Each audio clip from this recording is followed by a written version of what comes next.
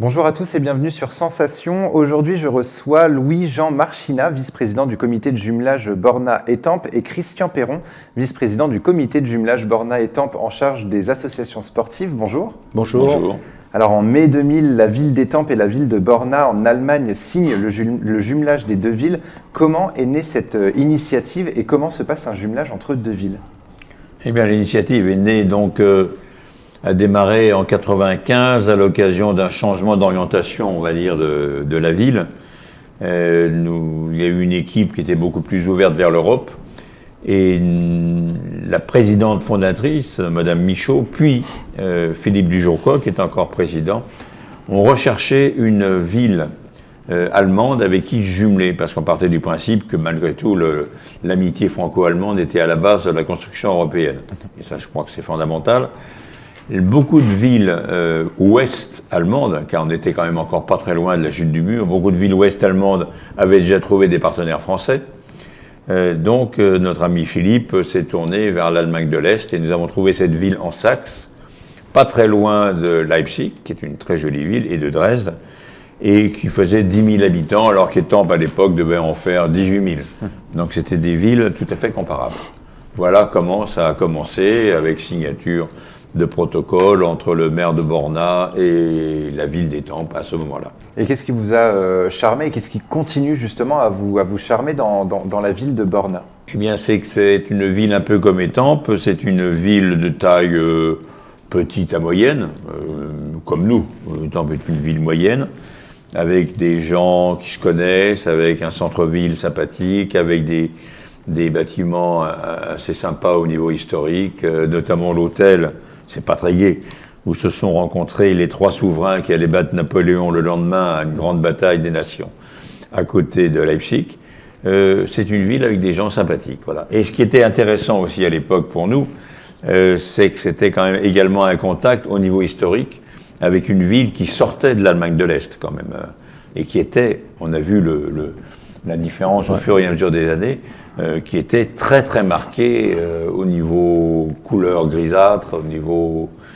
Il y avait un tas de choses qui étaient quand même intéressantes de voir cette intégration de l'Est de l'Allemagne, pour ne pas l'appeler comme je l'ai dit tout à l'heure, de l'Est de l'Allemagne dans l'ensemble européen. Et est-ce que vous avez aussi été charmé par des points communs peut-être qu'il y avait entre les deux villes, ou c'était finalement C'était une évidence qu'il y avait des points communs. Je ne peux pas vous dire quels points communs il y avait, c'était une évidence qu'il y avait des points communs. C'était en échangeant finalement avec le maire de l'époque. Est-ce que c'est pas trop difficile aussi d'échanger finalement avec une ville allemande, vu qu'il y a la barrière des langues? Est-ce que vous avez dû apprendre l'allemand ou est-ce que vous connaissiez déjà la langue? Alors au niveau de la langue, c'est vrai que ça donne toujours l'impression d'une barrière insurmontable. Et en fait, on s'aperçoit que aujourd'hui, tout le monde sur son mobile peut mettre un traducteur. Donc tous les échanges se font de cette manière-là lorsqu'il y a des réceptions de famille à famille.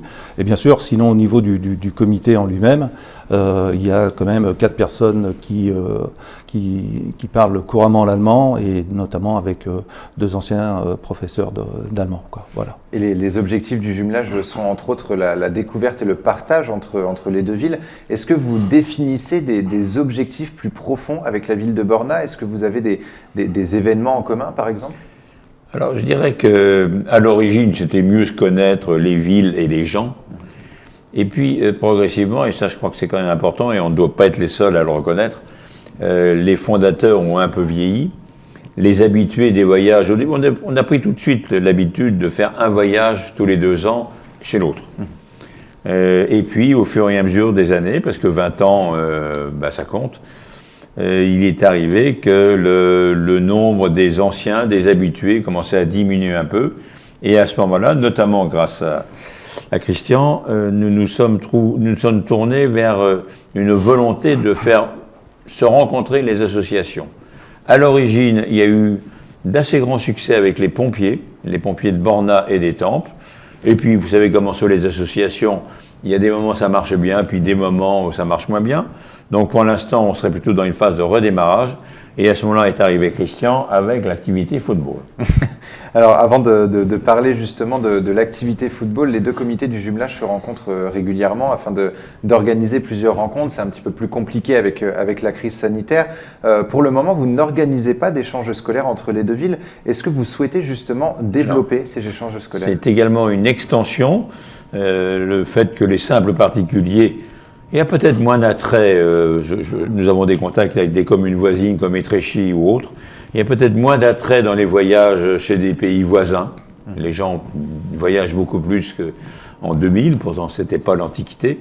Et donc, d'où l'idée qui nous a fait évoluer profondément de faire rencontrer les associations et notamment les lycées. Et là, nous sommes en train de travailler, parce que c'est pas rapide, et alors le Covid, bien entendu, n'arrange rien, nous sommes en train de travailler sur des rencontres avec les lycées. Nous avions un très bel objectif prévu pour le voyage de mai l'année dernière, où on devait avoir une vingtaine de lycéens d'Étampes qui devaient partir à Borna. Covid oblige, on est un peu coincé et on essaye maintenant de relancer. Nous avons un ami qui s'en occupe particulièrement.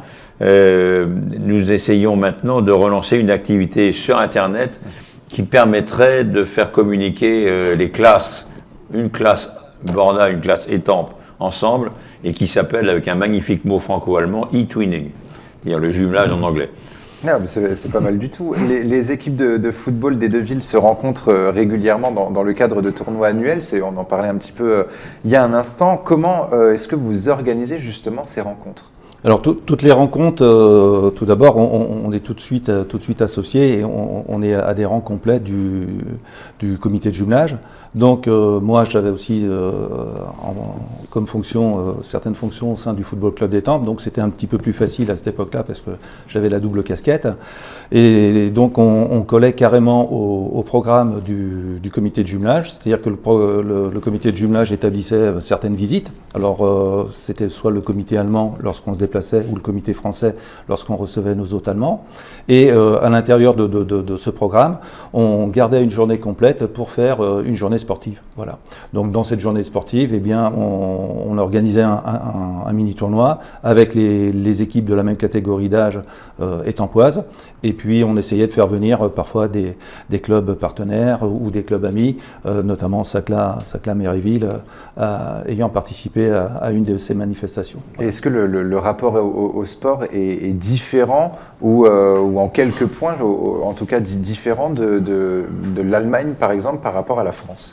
Alors, il faut bien voir déjà qu'au niveau de l'éducation nationale, l'aménagement des cours est totalement différent. Les journées scolaires en Allemagne et les journées scolaires au niveau des horaires en France ne sont pas du tout les mêmes. Donc il est évident qu'il y a des créneaux horaires en fin d'après-midi qui sont ces créneaux qui sont disponibles en Allemagne sont généralement répercutés sur les associations sportives ou culturelles, bien sûr. Alors c'est ce qu'on dit souvent d'ailleurs en France, hein, c'est la scolarité finalement des Allemands, en quelques points en tout cas, serait bon à prendre en France dans le domaine scolaire. Est-ce que c'est aussi une idée qui vous vient à l'esprit finalement de vous dire la scolarité des Allemands est très différente et est-ce qu'on ne prendrait pas exemple parfois sur eux, par exemple pour le domaine sportif?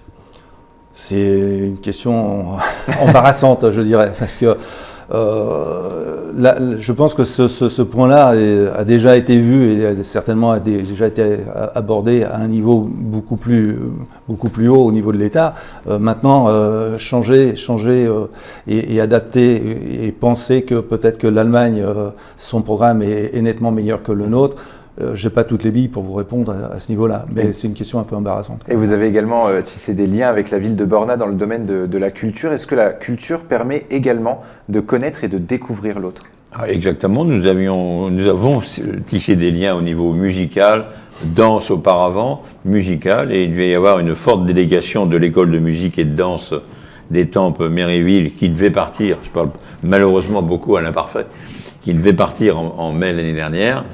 Malheureusement, ça s'est arrêté. Et là, nous étions vraiment en bonne symbiose avec l'école de musique allemande. Et là, malheureusement, ça s'est arrêté. C'était quand même un projet assez vaste qui nous a pris pas mal de temps, mais nous avions une grosse aide, pour la première fois d'ailleurs, de l'Office franco-allemand, je ne me rappelle plus le nom exact. L'OFAGE. L'OFAGE, oui, l'Office franco-allemand pour la jeunesse. Et un projet qui, on l'espère, pourra Et un projet reprendre rapidement. Bien entendu, nous leur avons envoyé nos vœux, un peu intéressés, mais nos vœux de reconnaissance anticipée pour l'année prochaine. Voilà. Merci beaucoup, Christian Perron et Louis-Jean Marchina, d'avoir été avec nous sur Sensation. Pour revoir ou réécouter cette émission, rendez-vous sur notre site et application Radio Sensation. Et si vous voulez commenter cette émission sur les réseaux sociaux, c'est avec le hashtag de la journée franco-allemande JFA 2021.